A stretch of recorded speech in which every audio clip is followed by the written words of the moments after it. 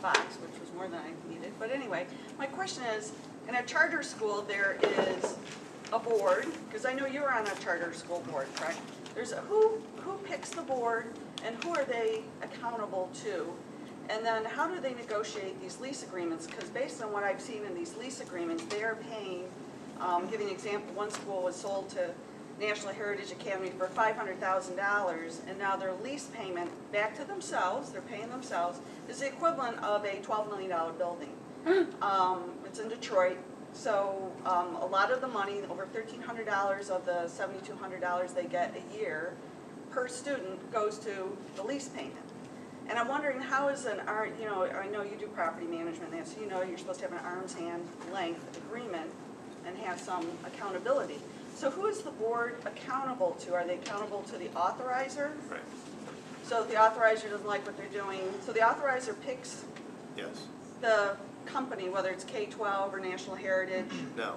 Who The picks? authorizer selects the board. It's a public board. It's a public school, so it's meetings are held, Open Meetings Act and everything Okay, else. so and then you guys pick National Heritage Academy or Pick K-12 or the whoever? management company. There's some charters that don't have a management company, and they hire the teachers like, you know, like a regular, all the other traditional school districts. So I mean, No. they decide which way they want to go.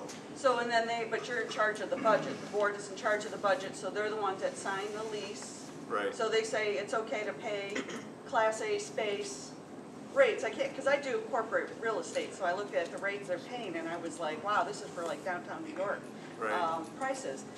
How are you guys, as you're on the education committee, holding these charter schools or authorizers accountable to make sure they're basically taking taxpayer dollars and sucking the system dry for these expensive buildings that are not worth $12 million? Right. Well, unlike, you know, Flanagan or no superintendent has actually shut down a traditional school. They've shut down plenty of charters that are not operating correctly. So it really has to do with results. They've shut down, you know, so I mean, if for the amount of money, the foundation grant is their results. My charter school, we tested NWEA. I could tell you. Yeah, but only 40% in Prevail was going to actual education. The rest was going to. Well, if the kids are graduating and doing better than they would have, most of those parents were thrilled that their kids were actually going to get a decent education. You know, some of them came out of Detroit. They drove their kids a half hour just to have a chance in life, and so it's, you know, a lot of it's got to do, if you don't satisfy the parents, then they take their child elsewhere. But But that still doesn't answer. Why aren't you negotiating better deals for the lease agreement? yeah, the 12 million. I haven't seen them.